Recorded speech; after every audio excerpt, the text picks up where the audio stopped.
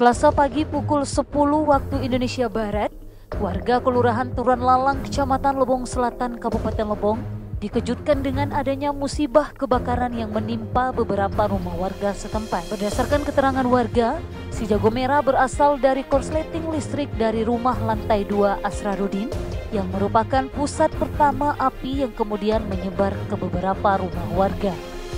Melihat kobaran api yang semakin membesar, warga secara langsung bergotong royong memadamkan api yang terus menyebar, sembari menunggu mobil pemadam kebakaran datang ke lokasi. 3 unit mobil damkar diturunkan untuk memadamkan api. Beruntung, 2 unit mobil pemadam kebakaran bisa cepat sampai ke lokasi untuk membantu warga memadamkan kobaran api.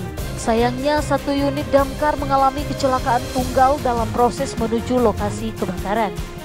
Supian menuturkan penyebab kecelakaan disebabkan mobil mengalami remblong sehingga sulit dikendalikan yang menyebabkan mobil terperosok ke semak-semak di tanjakan Talang Ulu, Kecamatan Lebong Utara.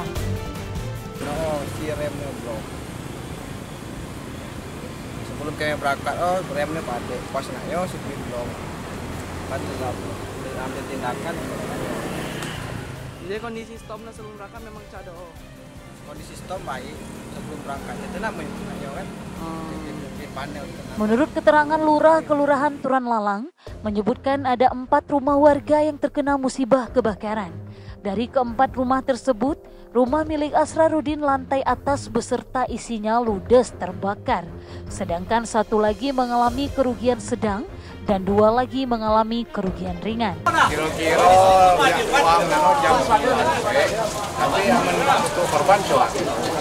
Pantauan di lapangan di lokasi kejadian kebakaran tersebut tampak hadir Wakil Bupati Lebong, Camat Lebong Selatan, jajaran Polsek Lebong Selatan dan jajaran Koramil Lebong Selatan berbaur bersama warga dan petugas PBK Satpol PP Kabupaten Lebong.